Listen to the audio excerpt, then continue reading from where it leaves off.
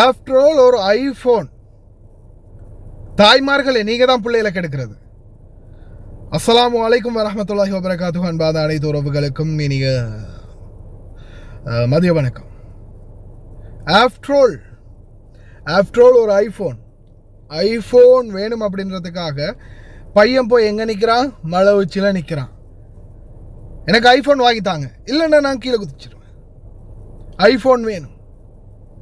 அம்மா ஒரு பக்கம் இருந்து கெஞ்சுறாங்க, அப்பா ஒரு பக்கம் நிற்கிறாரு. எல்லாம் ஊர் முழுக்க போலீஸில் இருந்து எல்லாருமே வளைச்சி நிற்கிறாங்க. மலை உச்சியில் நின்றுக்கிட்டு எனக்கு ஐஃபோன் வேணும், ஐஃபோன் 15 வேணும். இப்போ அது வாங்கித்தர அளவுக்கு எங்களுக்கு வசதி இல்லை. ஒரு மாதம் நம்மளுடைய வீட்டு ஒரு மாத வருமானத்தையும் தாண்டின பணத்தை நீ கேட்குற ஒரு ஃபோனுக்காக. ஆனால் எதுவுமே கேட்கல. கடைசியில் என்ன ஆகுது?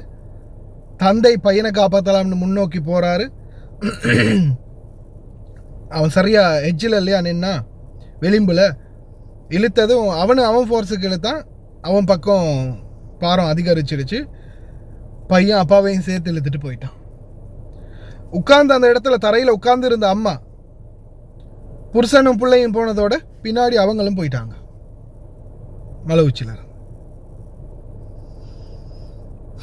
அன்பார்ந்த உறவுகளே, நான் இந்த வீடியோ குறிப்பாக வெளிநாடு வாழ் தொழிலாளர்கள், ஏன்னா நாட்டில் நிலைமை, நாட்டில் இருக்கிறவங்களுடைய நிலைமை, அன்றாடம் வாழ்க்கையை கொண்டு போகிறதே ரொம்ப கஷ்டமான சூழலில் வாழ்ந்துக்கிட்டு இருக்கிறாங்க நாட்டில் உள்ள மக்கள். பெரும்பாலும் வசதி படைத்தவர்களை தவிர்த்து மற்றவர்களுக்கு இந்த வாய்ப்புகள் கிடைக்கிறது கஷ்டம். இது எப்படியுமே அந்த மாதிரி வாய்ப்புகள் நிறையவே கிடைக்காது. ஆனால் இதே பார்த்தீங்கன்னா சில தாய் தந்தையர் இந்த வெளிநாட்டுக்கு வந்ததுக்கு அப்புறமா தங்களுடைய குழந்தைகளை மிச்சம் ரிச்சாக வளர்க்கணும் அப்படின்னு நினைக்கிறீங்க.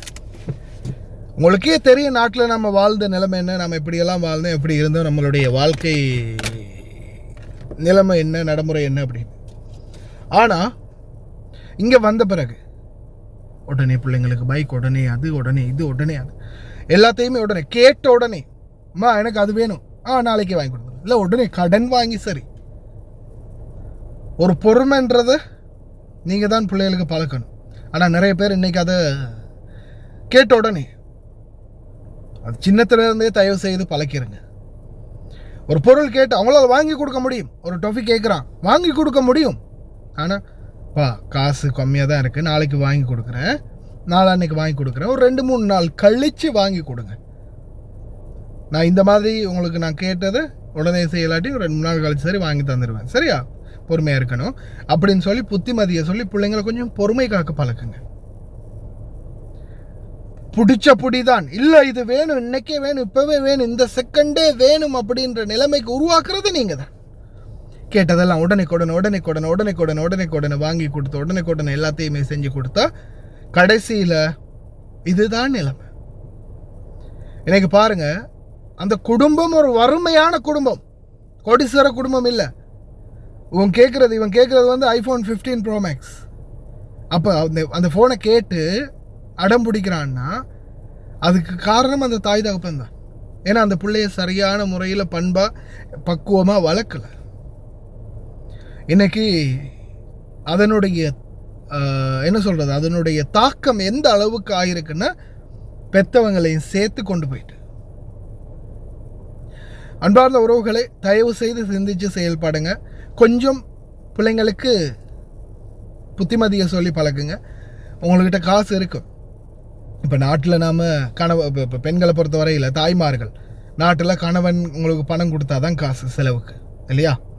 அதை வச்சு தான் நீங்கள் குடும்பத்தை ரன் பண்ணிக்கிட்டு இருந்தீங்க.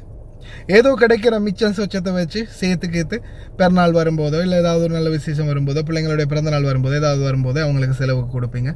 அவங்கள்ட்ட சேர்த்து வச்சதுகளை பிள்ளைங்களுக்கு கொடுப்பீங்க. எல்லா நேரமும் இருக்காது.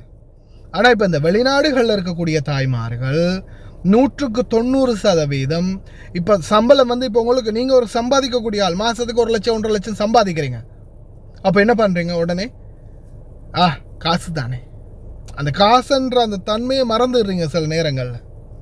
ஏன்னா நாட்டில் நாம் எவ்வளோ கஷ்டப்பட்டோம் அப்படின்றது சிலர் இங்கே வந்ததுக்கப்புறம் மறந்துடுறீங்க. வாழ்க்கையே நம்ம வாழதான் வேணும், நம்மளுடைய குழந்தைகளை நல்லா வாழ வைக்கத்தான் வேணும். அவங்களும் நல்ல செல்வம் செழிப்பாக வாழணும். அவங்களுக்கு அதுக்கான பக்குவம் வரணும், அதுக்கான பொறுமை வரணும். ஒரு பைக் வாங்கி கொடுக்குறீங்களா, அந்த பைக்கை வச்சு அந்த புள்ள ரோட்டில் சேட்டை காட்டி 4 பேரை பைக்கால் முட்டி ஊர் முழுக்க சாபத்தை வாங்குற அளவுக்கு இருக்கக்கூடாது. தன்னுடைய தேவைகளை பூர்த்தி செஞ்சுட்டு தன்னுடைய வாழ்க்கைக்கான பயணத்தை அதிலிருந்து கட்டியெழுப்பக்கூடிய ஒரு நிலைமைக்கு வரணும்.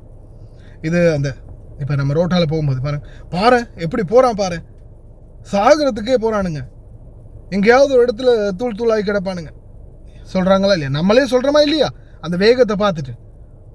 அது மாதிரி தான் நம்ம பிள்ளைங்களுக்கும் இன்னொருத்தங்க சொல்லுவாங்க, அவங்க அப்படி போனாங்கன்னா அதை மைண்டில் எடுத்துக்கோங்க.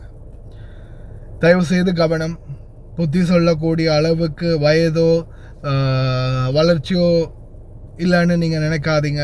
ஏதோ நான் சமூக வலைத்தளங்கள் தொடர்ந்து உங்களோட பயணிக்கிறேன், பல விடயங்களை தொடர்ந்து பார்க்குறேன். அதுலேயும் குறிப்பாக இந்த விடயம் பெரிய ஒரு பேசு பொருளாக மாறி இருக்கு. இது எந்த நியூஸ் தெரியுமா? குவைத்துடைய நியூஸ். இது குவைத்துடைய நியூஸில் வந்த செய்தி, சரியா? பல செய்திகளில் இந்த நியூஸ் பரவலாக பேசப்படுது. தயவுசெய்து கவனம், சிந்திச்சு செயல்படுங்க.